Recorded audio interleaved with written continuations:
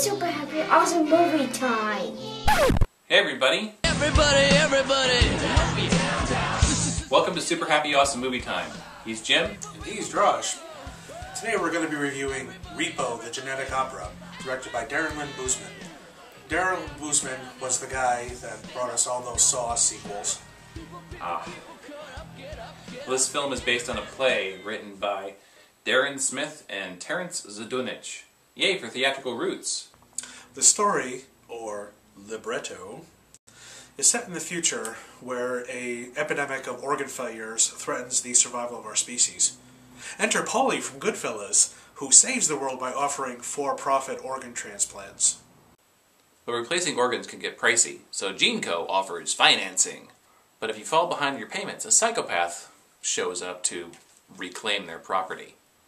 Bet universal healthcare is looking pretty good right now. But the old man is dying, and he doesn't feel right leaving his company to his children, Skinny Puppy, Chop Top, and Paris Hilton. But we'll get back to that. Right, because now we got Giles from Buffy, our Repo man. He lives with his daughter Shiloh.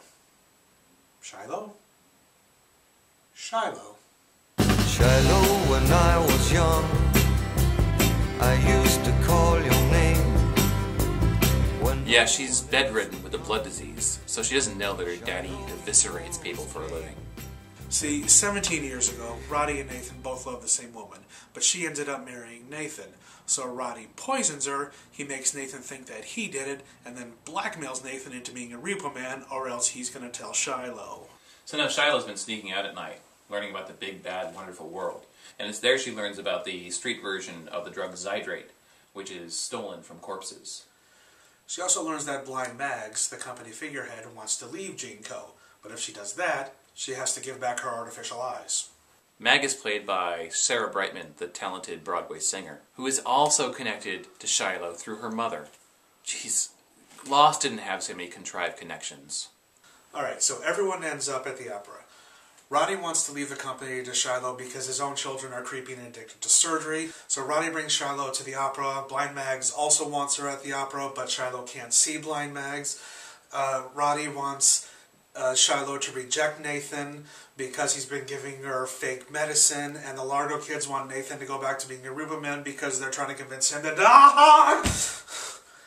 Can't we just go back to talking about Flash Gordon instead?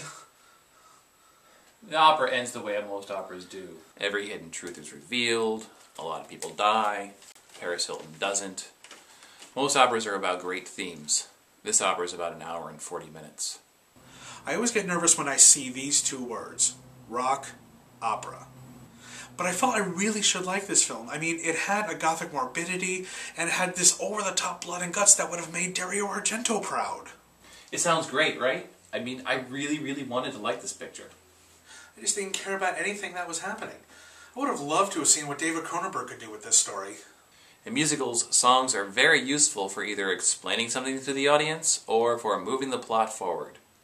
I think they could have used the music a lot better. An opera is just telling a story through music. By that definition, Kilroy Was Here by Styx is an opera, so yeah, my expectations were pretty low. The songs were pretty unremarkable. I mean, did you find yourself humming any of them the next day? Well, the only one I could really remember was Zydrate Anatomy.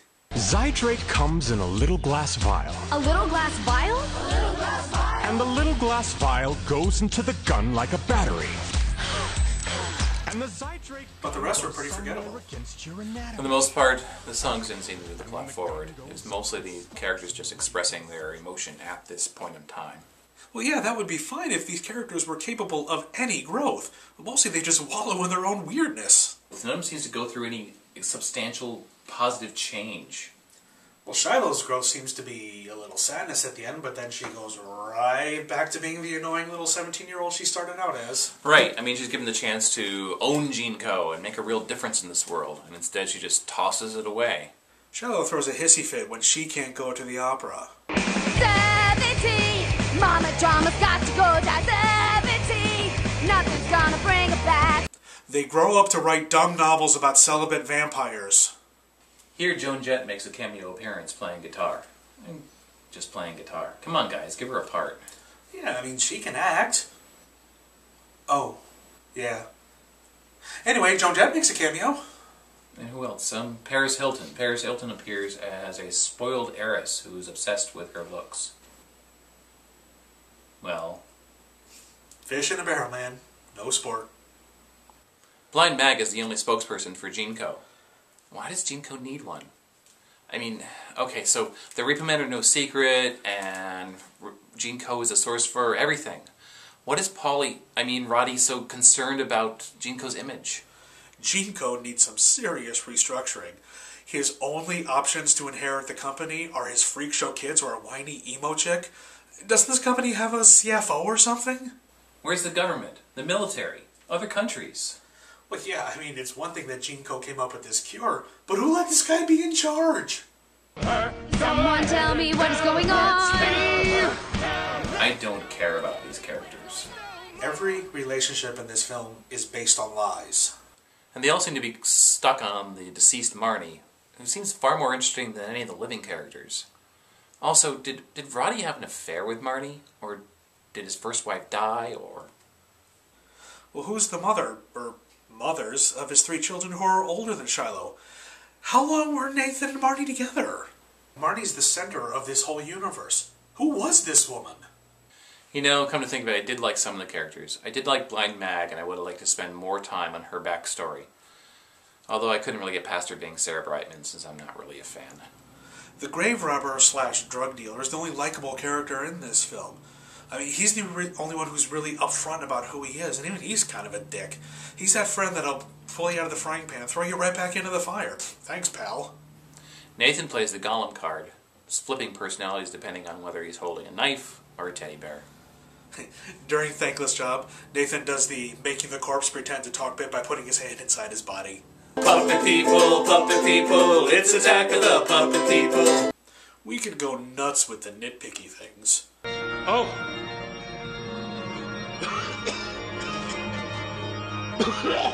Really? This makes you sick? 'Cause... No anesthetic! 90 days in liquid, get your Repo treatment! Okay, let's roll with it. GeneCo has the monopoly on both body parts and Zydrate. Did no biotech firm even try? And what exactly is an organ failure epidemic? These holes might be explained in some unknown portion of backstory, or one of the songs that was dropped from the picture out of the 64 that were in the picture, or maybe it's explained on the message boards of the rabid fans who defend this picture. Wow, you don't get it, and so you're a stupid jerkface. Shiloh rules! Yeah, our friend told me that he had to watch it 5 times before he finally started to like it. Did it finally wear you down? I mean, if you're exposed to enough Garth Brooks, it eventually becomes tolerable. Shut up! Garth Brooks is a gods! Why would you do that to yourself? I mean, I've watched it 3 times now, so if it takes 5 times to get to know it, I guess it's 2 more times before the brainwashing kicks in. There is no brainwashing. The master told us that it just rules. You are a jerk, sir, or madam. So the first time I watched this film, I watched it with a fan of the film, and I was very quiet and respectful, because I really, really wanted to like it. I mean, there's a lot of good things in this film. I mean, the cast is excellent, except for Paris Hilton. The cinematography, the concept is great. I have no argument with the fans when they say that this film is completely fresh and original. No! This film is original and fresh, not fresh and original. Duh! Live organ transplants. What's this then? I'll live it on his card. Need we say more? No, just lie there so it won't take a minute. And the writing was weak, and most of the songs are forgettable.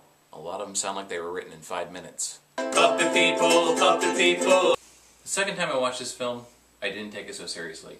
I really let my feelings out, and I really let my hatred flow. Yeah, which is something a good friend of ours said when watching this film. He said, don't take it so seriously. It's looking grim. Alright, what about the comparisons to Rocky Horror? I find Rocky Horror to be much more tolerable in this film, and I'm no great fan of Rocky Horror. The difference is that Rocky Horror knows it's a bad film, and I don't think that Repo actually knows that it's a bad film. Another defender said, It's just camp. Duh. No, not camp. Camp is self-aware. One does not retroactively camp it up. Or if they were trying to lowball the camp, they missed. At least for me. Alright, and this film is loaded with sexuality, but none of it seems playful or fun. It's all violent and unpleasant. I can't do nothing else. If you love this film, good for you. Great. I'm very happy for you. I just didn't like it that much. And I'm just some guy on the internet. Haters gonna hate. Hatter's gonna hat. But I'm being ranty. How do you feel about it, Jim?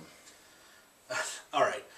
First I hated it, but I've since upgraded it to ambivalence. I mean, some of the songs were catchy, but there's really nothing there that would bring me back to it. Give me Wagner any day. I'm not saying don't see this film. You might love it. But if you do see it with friends who are good with a good riffing session, just in case. Okay, thanks for sticking with us. This has been Super Happy Awesome Movie Time. I'm still Jim. And I'm still Drosh. Thanks for watching. We'll see you next time. See ya.